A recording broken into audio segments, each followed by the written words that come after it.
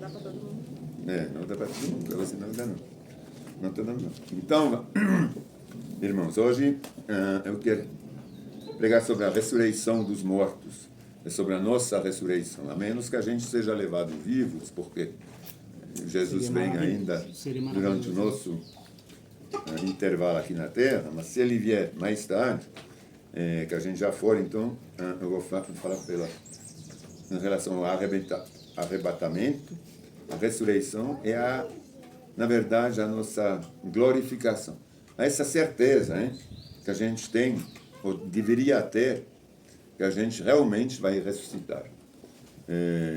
Porque, como eu tinha falado essa semana, foi confrontado com algumas coisas que colocava dúvida sobre algumas pessoas, uma pessoa colocava dúvida sobre essa glorificação, se realmente a gente ia ser glorificado, se iria ser uma coisa de qualquer jeito também.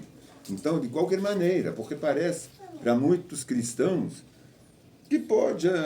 Isso, infelizmente, vem muito do pensamento da doutrina calvinista, que pode se dar uma vez, se converte numa noite, num estádio, ou num culto, onde todo mundo está bem empolgado, aí vai entregar a tua vida, aí o pastor fala, você quer entregar a sua vida para Jesus? Sim, eu quero.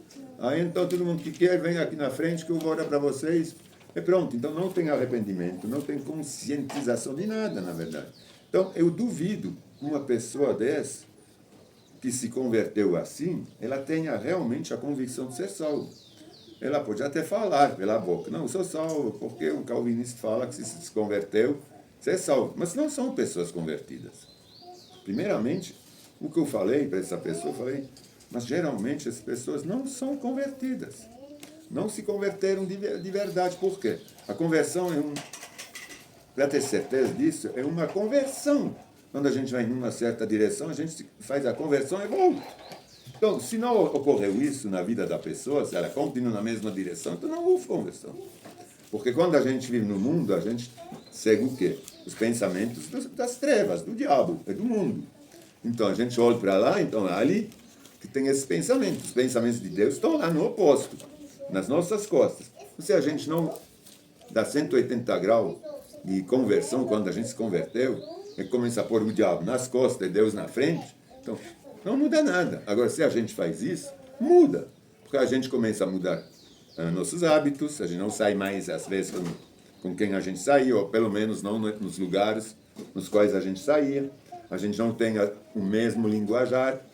Por exemplo, hoje de manhã à noite, foi à noite, ontem, a gente viu num certo grupo do WhatsApp, tem um linguajar que é terrível, fala dos outros como se fosse esterco ou sei lá o quê, entendeu? Então, isso são provas que essas pessoas não se converteram.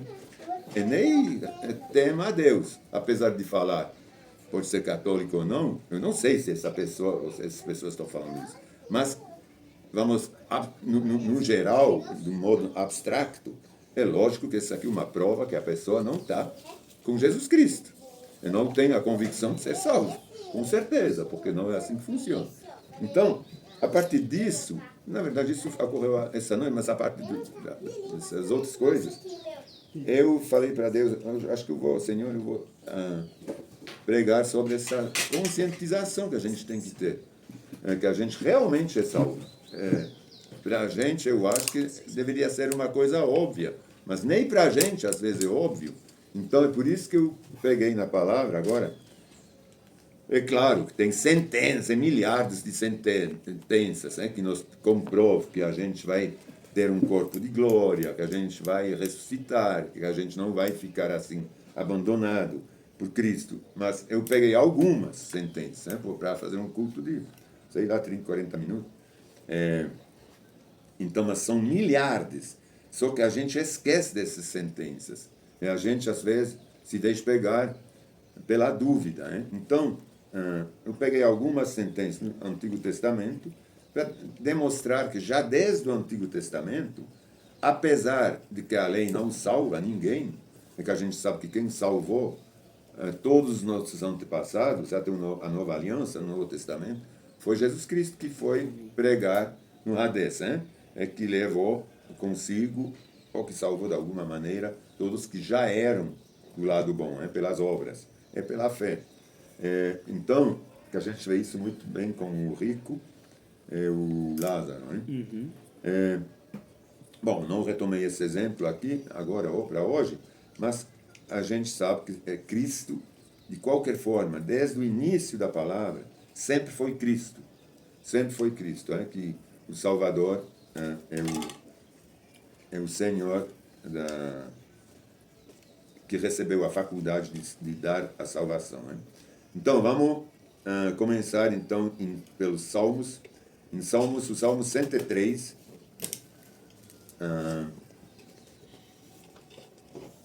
que fala da misericórdia do Senhor, que ela dura para sempre.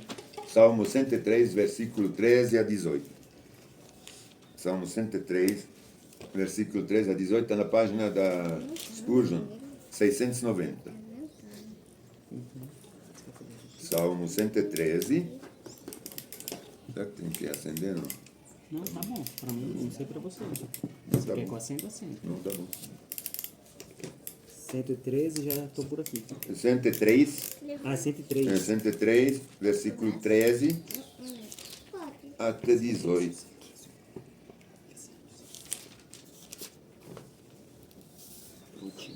O Senhor, versículo 13, o Senhor é como um pai para seus filhos. Então a gente já vê aqui que ele é um pai, é como um pai para seus filhos.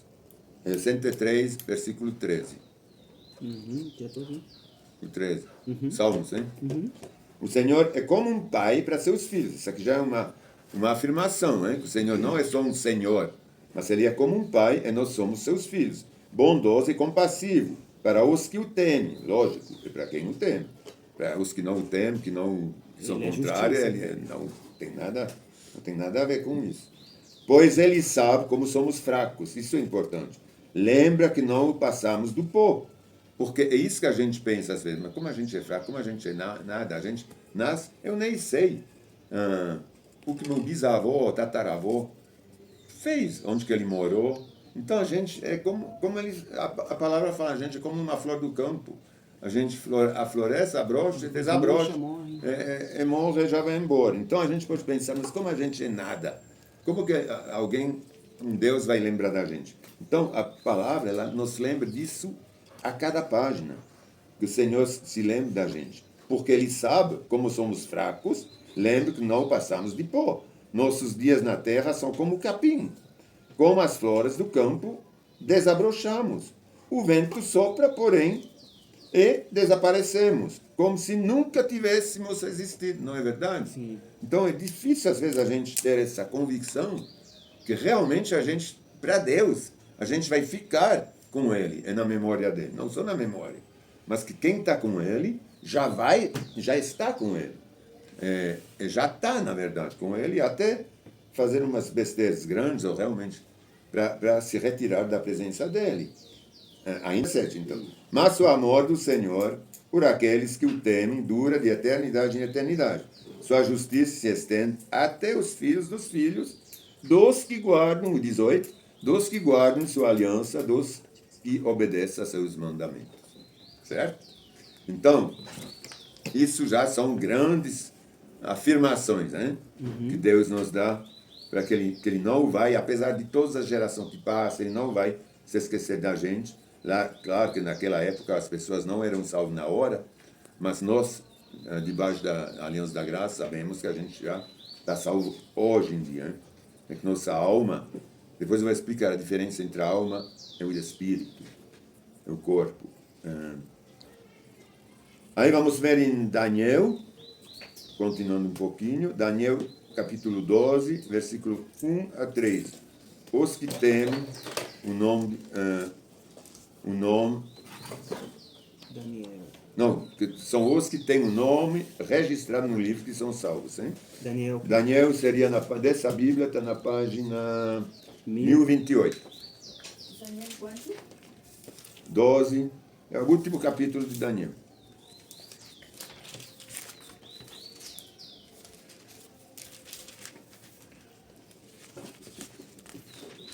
12, que eu falei, os versículos.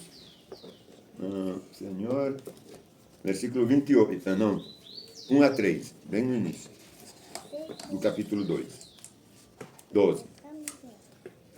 Nessa época, Miguel, o grande príncipe que guardava o seu povo, se levantará. Haverá um tempo de angústia como nunca houve desde que as nações vieram a existir. Nesse tempo, porém, todo o seu povo que tiver, o povo de Deus, que tiver o nome escrito no livro, serão salvos. Quando ele fala dessa época, é a época da tribulação, né? Da grande tribulação, creio eu, que Daniel. Nesse tempo, porém, todos os seus povos que tiverem o nome escrito no livro serão salvos. Muitos dos que estão dormindo, que dormem, né? Em outras traduções, ou mortos e enterrados, ressuscitarão, alguns para a vida eterna e outros para a vergonha e desonra eterna. Então, de novo, ele afirma que todos vão ressuscitar. Não somente quem está com Deus. Quem está com Deus vai com Deus, mas os outros também ressuscitarão. Mas para a vergonha e desonra eterna. Eterna, não uma coisa rápida. Foi ruim, mas depois eu vou morrer mesmo. Vou passar a segunda morte, eu vou morrer, não vou sentir nada. Não, vai ser eternamente. Os sábios brilharão intensamente como o esplendor do céu. E os que conduzem muitos a justiça resplandecerão como estrelas para sempre. Então vai ser muito bom que a gente vai resplandecer como estrelas para sempre. Vou só tomar esses remedinhos rapidinho. Tem água aí? Tem. Tem copo? Tem. Copo não precisa, que eu sou da roça. Tá certo.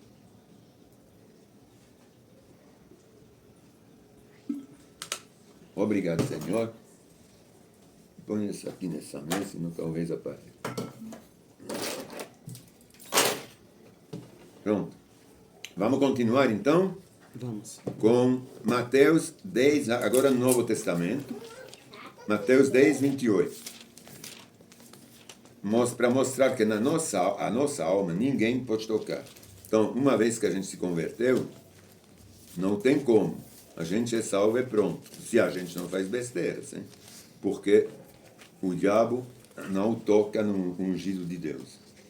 Mateus 10, 28.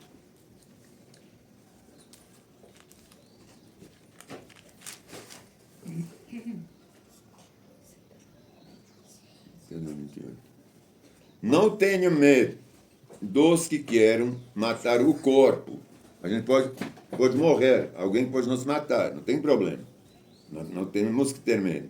Eles não podem tocar na alma. E é verdade. Temam somente a Deus, que pode destruir no inferno, tanto a alma como o corpo. Quem pode só destruir é Deus. Agora, o capeta, ele pode realmente usar pessoas para nos matar aqui. Mas não adianta, porque ele mata o corpo. Ele vai matar o corpo e não a alma. A alma ela é intocável, o espírito é intocável. Então, quando a gente está... mesmo quando a gente não está em Deus, se a gente mata um ímpio, a gente não vai matar a alma dele. Ele vai ressuscitar do mesmo jeito. Só que ele não vai, quando ele morre, ele não vai diretamente para o reino, ele vai esperar a ressurreição dos mortos. Como está escrito na palavra. A gente vai chegar lá pelo final. Para entender como que a gente ressuscita. A gente vai passar pelo tribunal de Cristo, para receber os galardões. Sim. Ou não. Mas a gente é salvo, por um triz ou não. A gente vai agora. Os ímpios, eles vão passar pelo juízo.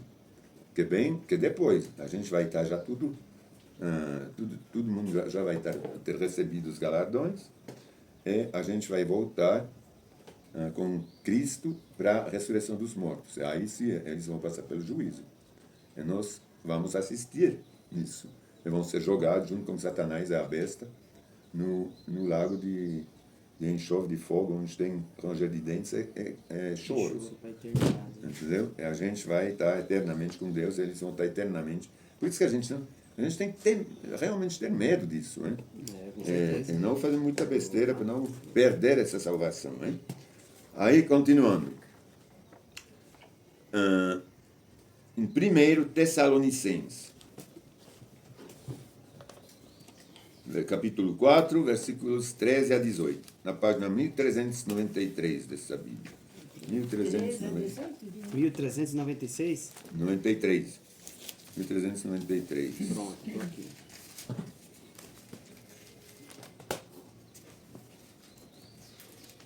Ok? Não é? 1 Tessalonicenses, capítulo 4, versículos 13 a 18. 1 Tessalonicenses, capítulo 4, 13 a 18. A esperança da ressurreição, tem até um título aqui. Encontrou? Capítulo 4, 13 a 18. Tem algum cheirinho? Tá, todo mundo encontrou? Uhum. Agora, irmãos, não queremos que ignorem o que acontecerá aos que já morreram. É isso que eu vou explicar um pouquinho aqui. Aos que já adormeceram ou realmente morreram da primeira morte. Hein? Para que não se entristeçam com aqueles que não têm esperança, como aqueles que não têm esperança. Então, a gente não tem que se entristecer nunca, a gente tem que interessar realmente. Ele está falando, irmãos, não queremos que ignorem o que acontecerá aos que já morreram, que já adormeceram, os nossos pais, ou outros cristãos amigos, que às vezes são cristãos, para que a gente não se entristeça, como aqueles que não têm esperança. Eles têm que se entristecer mesmo, porque se eles não têm esperança, é porque eles não são salvos, porque não são cristãos. Por quê? Cremos que Jesus morreu e foi ressuscitado. Isso a gente crê, não crê? Também cremos que Deus trará de volta à vida com Jesus todos os que morreram ou adormeceram, né? Em outras versões. O grego ele traz adormecer. Porque é verdade que o cristão não morre, nunca. Nem na segunda morte, que eles falam da segunda morte. Deus nos deu a vida ao cristão, na verdade a todos, deu a vida para nunca mais morrer. Não existe reencarnação, não existe nada, a gente não morre. Não se reencarna em nada. Então, a gente recebeu a vida no feto, na hora da concepção, né? Nesse momento a gente virou gente. Então, a gente não vira gente uma vez que a gente nasce na luz, porque a gente já está vivo, né? Com 7 meses, com 6 meses. É claro que a gente está vivo, mas a gente já está vivo com um dia, com um segundo, uma hora de vida. A gente já está vivo. Não pode se falar que é morte ainda. Está morto? Não. É a vida que já está lá. É um milagre de Deus. Então, a vida ela começa na hora da concepção. Ela não começa na hora do nascimento. Né? Isso a gente tem que estar muito ciente. Onde que eu estava aqui? O 15. Isso. Porque cremos que Jesus morreu e foi ressuscitado, também cremos que Deus trará de volta à vida com Jesus todos que morreram ou adormeceram. Dizemos a vocês, pela palavra do Senhor, nós, os que ainda estivermos vivos, quando o Senhor voltar, não iremos ao encontro dele antes daqueles que já morreram. Pois, escuta bem, pois o Senhor mesmo descerá do céu com um brado de comando, com a voz do arcanjo e com o toque da trombeta de Deus. Primeiro, os mortos em Cristo, os que adormeceram em Cristo, os cristãos, ressuscitarão. Depois, não são os ímpios. Depois, com eles, nós, os que ainda estivermos vivos naquele momento, seremos arrebatados nas nuvens ao encontro do Senhor nos ares. Então estaremos com o Senhor para sempre. Portanto, animem uns aos outros com essas palavras. Agora eu quero explicar aqui exatamente como vai funcionar em relação a outras partes que a gente tem na Bíblia. Por exemplo, eu não vou pegar porque eu acho que vai se prolongar demais, mas vocês querem ler em Lucas 23, 43, ou em Filipenses 1, 23, está escrito como quando a gente morre, a gente já vai ao encontro do Senhor. Hein? Então, você quer que a gente lê? Vamos ver. Em Lucas, então vamos ler. Em Lucas 23, 43. Depois a gente volta aqui. Lucas 23, 43.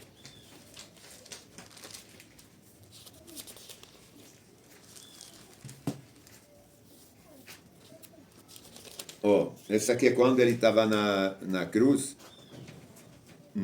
sendo crucificado, quer dizer, tinha Lucas 24, 43. Aí ele falou para o ladrão que, ladrão que tinha se arrependido, né, que tinha falado, mas pelo menos a gente sabe que a gente pecou, né, que a gente foi ruim. Agora ele não pecou nada, mas eu sei que foi ruim, eu merece. Agora ele realmente não merece. Então isso é uma forma de arrependimento. Hein? Sim. Quando ele falou isso, Jesus falou para ele, não, ainda hoje você vai estar comigo. Então isso é uma prova que vem da boca de Jesus, que não tem... quando a gente morre, a gente já vai lá. Agora, eu não vou ler mais em Filipenses, mas agora tem uma coisa que não vai, é o corpo. Naquele momento, né? O corpo não vai, ele fica na terra. Mas a alma, o que vai lá é a alma e o espírito que vão lá, certo? Então, esses vão lá já no Senhor. Porque ele fala aqui, primeiro, ressuscitarão naquele momento que ele vai vir para arrebatar a igreja, os corpos daqueles que já adormeceram. Mas aqueles que já adormeceram não estão já com o Senhor? Estão. Porque na hora de morrer, ele falou que a gente já estava com ele, só que a gente está em espírito e alma. Não em corpo, não tem corpo glorificado. Ainda. Porque ele fala que a gente vai ter corpos glorificados. Então, é uma forma de espera, um pouquinho. Uma forma, tudo bem, a gente está no reino já, com Deus, mas sob forma de espírito. Como Deus, com nossa alma, para depois recebermos o galardão, porque o que traz todos os nossos sentimentos que a gente fez é a alma, não é o espírito. O espírito é a vida, hein? Que Deus nos dá quando Ele nos dá vida, Ele nos dá o espírito, para a gente poder se comunicar com Ele. Ele nos dá a alma, que é nosso caráter, que é tudo, que vai registrar tudo que a gente fez, as obras, na verdade, hein? Então, as boas obras vão estar lá com ele e a gente vai receber os galardões seguindo as obras da alma, né? Que está tudo registrado na alma. É lógico, no livro, onde está constando que a gente é salvo ou não. Então, aqui ele fala, eu vou reler, no toque da trombeta de Deus. Primeiro, os mortos em Cristo ressuscitarão. Depois, com eles, nós, os que ainda estivermos vivos, seremos arrebatados nas nuvens ao encontro do Senhor nos ares. Então estaremos com o Senhor para sempre. É ali que a gente vai ter o corpo transformado num piscar de olho. Né? Quem vai estar arrebatado naquele momento porque vai estar vivo. Se ele vem hoje ou amanhã, a gente vai ser levado não somente a alma, mas alma, espírito e corpo. Porque vai ser a hora mesmo do arrebatamento. Mas isso depois que os outros já tiveram sido já arrebatados, né? E transformados com o corpo glorificado. Então, para a gente entender o porquê, está escrito assim, antes os que já adormeceram e depois a gente. Para continuar, vamos ler, para concluir, isso é a coisa mais maravilhosa que eu acho que tem na palavra, como em Jó foi o livro mais antigo, hein, que foi escrito na palavra. Jó, o primeiro livro que foi escrito. Então imagine, isso aqui foi, sei lá, isso aconteceu, a história de Jó, há realmente milênios. Na história de Jó tem a prova mais irrefutável que a gente vai realmente ressuscitar e estar junto com Deus. Porque quando a gente não presta atenção, a gente não presta atenção no que está escrito lá. Mas eu queria que, por exemplo, quem tem a mesma Bíblia, o Wagmar, você pegasse em Jó 42, você vai pegar o final de Jó, por favor. Jó, capítulo 40, é a página 614. 614. Jó, capítulo 42, mas só ele. A gente vai começar pelo capítulo 1. Jó 42. 42. Um versículo. Versículo 12 e 13. 12 e 13. A gente vai ver os números. Todo mundo conhece a história de Jó, né? Sim. Que tudo lhe foi tirado por permissão de Deus, que permitiu a Satanás Sim, sim. tirar tudo dele, menos a vida dele, certo? Sim. Então, ele tirou até os filhos e filhas, que ele tinha. Tudo, né? Ele tirou. Os servos, os... Tudo, as tudo. Os rebanhos, tudo. Perdeu tudo. Só que ele aí depois falou que ele receberia tudo em dobro, hein? Sim. Certo? Certo. Então a gente vai ver agora se realmente ele recebeu tudo em dobro. Né? Porque a gente não presta atenção em algumas coisas. Então, em Jó, capítulo 1,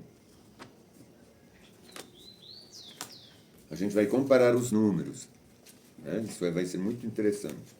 Porque no capítulo 1 ele fala quantos filhos, quantos rebanhos ele tinha. Né? Sim. A gente vai ver depois, lendo, quando ele recebe de volta, se realmente ele recebeu tudo dobrado, ou não. Então, Jó capítulo 1, versículos 1 a 3, são os números iniciais do que ele tinha, eu vou ler. Havia um homem chamado Jó, que vivia na terra de Uz. Ele era íntegro e correto, temia a Deus e se mantinha afastado do mal. Tinha, vamos ver aqui bem, 7 filhos e 3 filhas. Era dono de 7.000 ovelhas, 3.000 camelos, 500 juntas de boi e 500 jumentas. Também tinha muitos servos. Na verdade, era o homem mais rico de toda aquela região. Eu vou ficar com esses números aqui. E você vai ler agora devagar, no capítulo 42, vocês querem pegar no 42 também, ou se não ficar aqui no primeiro, vamos comparar os números, eu vou explicar uma verdade irrefutável de que a gente, uma vez que Deus nos deu a vida, a gente continua vivo para a eternidade. A gente vai ver agora. Pode ler, por favor, o 14? O Senhor abençoou Jó na segunda parte de sua vida, ainda mais que na primeira. Ele teve 14.000 ovelhas. Calma. Aqui está escrito quantas ovelhas? 7.000, hein? Uhum. Então ele dobrou as ovelhas. Quantos camelos? 6.000 camelos. Aqui tinha 3.000, dobrou também. 1.000 jumentas. Aqui está escrito 500 juntas de... Não, 500 jumentas. E quantos juntas de boi? 1.000 juntas de boi e 1.000 jumentas. Então ele dobrou as duas. Agora, também... Deus também deu a Jó 7 filhos. Ele tinha quantos filhos? E 3 filhas. Quantos filhos ele tinha? 7. 7, hein? É 3 filhos. Então, aparentemente, ele não dobrou. Certo? Aparentemente. Porque ele tinha 7, dobrou tudo, os animais, tudo. Agora eu vou explicar. A gente morre. A gente não morre. Não. Então, esses 7 filhos, 3 filhas que ele tinha, elas estão onde? Quando elas foram tiradas, elas estão com Deus. Sim. Elas não morreram. Maravilhoso. Então, ele não pode dar 14. Ou, quer dizer, ele não pode dar 14 filhos e 6 filhas. Porque teria uma sobra lá em cima. Certo? Então, porque seria mais que o dobro. É verdade. Não é? Então, como eles não morreram, você vê que a única... São as pessoas que estavam com ele, com Deus, elas não foram dobradas, porque nunca foram tiradas, nunca morreram. Então não dobrou. Vai dobrar alguma coisa que não sumiu. Hein? Então ele realmente ele dobrou, porque ele deu novos 7 filhos e novas 3 filhas. Então no final ele teve realmente 14 filhos, ele vai estar lá com 14 filhos e 6 filhos, o dobro. Mas ele não dobrou agora. Ele deu o mesmo número, para no final dar o dobro. Certo? Então ele recebeu tudo dobrado. Os filhos também, as filhas também. Mas a gente vê, essa que é a prova, que a gente não morre. E já naquela época, que esse aqui realmente é o primeiro livro que foi escrito. Então isso é claro, mas claro como... Não, eu não vou te dar agora 14, senão você vai ficar lá em 5,21. Entendeu? Aí, então, eu falei para ti que eu ia dobrar, não triplicar. Então, os 7 você recebeu, eles não morreram, estão lá, estão comigo. Então, você vai encontrá-los. Quando você vai lá também, você vai estar com eles. Isso é maravilhoso, entendeu? Então, a gente tem que saber que agora que eu quero vir numa coisa terrível, na verdade, que as pessoas não têm consciência, porque a gente não tem consciência disso, é verdade. A maioria não tem consciência, que a gente realmente não morre. Então, imagine quando você tem um filho, é que você quer abortar, é que você está matando essa vida, jogando no lixo hospitalar, é que você está descartando. Você matou, hein? Você é um assassinato. Então, realmente a gente não pode estar a favor do aborto, porque não tem limite de idade para matar. Ah, agora o Senhor, ele deu vida, mas essa vida o Senhor ele vai descartar porque você não quer. Não, então vai estar lá. Vai estar lá. Se uma mulher teve, sei lá, 5 filhos que ela abortou, ela vai encontrar esses 5 filhos lá. A menos que ela não esteja cristã. Talvez não vão estar no inferno. Vão estar lá, sim, mas vão para o inferno. Porque como a gente sabe que os filhos são todos, e não tem idade para isso. Até eles mesmos ter consciência que eles têm que seguir a Deus, são os pais que estão abençoando eles. Sim. Então, infelizmente, pela culpa do pai ou da mãe, eles não vão ser salvos. Agora, se a mãe é cristã, ela não pode imaginar de jeito nenhum de abortar, porque vai perder a salvação. Eu posso afirmar que ela vai... Está escrito que os que matam, eles não podem ser salvos. Isso aqui não sou eu que estou falando. Então, se eu mato um filho meu, como cristão, conhecendo a palavra, eu vou ter a salvação? Não, eu vou perder. Porque eu vou virar assassino. Os assassinos não vão ter o reino de Deus. Não é? Então, a gente tem que ser... Tudo bem. Mas ela pode se arrepender. Não, mas não adianta para ela pode se arrepender. Aí sim. Não, é só quando você fala. Sim, mas é isso que estou falando. Lógico. Aborto. Não, mas eu estou falando agora é uma cristã. Ela não pode se arrepender. Se ela já é cristã. Se ela já é cristã, é que ela sabe que ela não pode matar. Entendeu? É complicado. Ou se depois da conversão. Ou se não, cai nessa categoria de convertidos que não são, que nunca foram. Aí eles precisam se converter, se arrepender. Aí sim, tudo bem. Mas tem que ver que realmente naquela época então não era convertido. Porque eu acredito que você tem razão. Tem muita gente que é assim. Que, por exemplo, antigamente tinha esse Billy Graham, né? Se convertia, sei lá, tem livros que tem sei lá quantas centenas de mil pessoas eles se converteram com ele. Mas quantos são realmente convertidos? Tinha gente das igrejas que organizavam os eventos. Hoje é a mesma coisa. É a mesma coisa, que organiza os eventos nos estádios. É como quando eles fizeram, não esse final de ano, o outro final do ano. Vocês lembram da igreja da Lagoinha, lá? Que fez lá nos Estados Unidos, vendeu o ingresso. Ele fez aqui também, vendeu o ingresso. Vocês acham que quantas pessoas se converteram nesse evento? Você acha que mudaram alguma coisa? Não. Mudaram para ir na área VIP depois. Então, hoje, até que acho que eles tiraram a área VIP. Então, está tudo errado. Então, isso não são convertidos. Sinto muito, mas não são convertidos. Não é falando mal, mas não é bíblico. É a prova que agora retiraram essas coisas. Então, o Billy Graham, essas coisas, é tudo coisas financiadas. São as igrejas que financiavam os estádios para atrair gente, na verdade. Aí eles falam de... Você me falou outro dia, como eu chamo? Não? Um avivamento. Eles falam sempre, teve um avivamento enorme, gigantesco, se converteram 25 mil pessoas.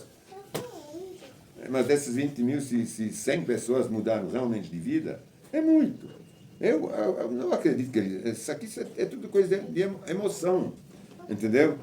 As pessoas não querem perder, ao contrário, eles estão se convertendo porque recebem uma promessa dentro da palavra que vão viver bem, vão viver com a vida mais próspera, vão assegurar um emprego, ou crescer como no emprego. É por isso que se converte. Então, a gente tem que tomar muito cuidado, porque quando a gente vê esse exemplo de Jó, é quando a gente conhece o livro de Jó, tudo que ele sofreu, é para o final depois ver que ele recebe a mesma quantidade de filhos, é que tem uma inteligência que realmente é além do normal, do que realmente Deus.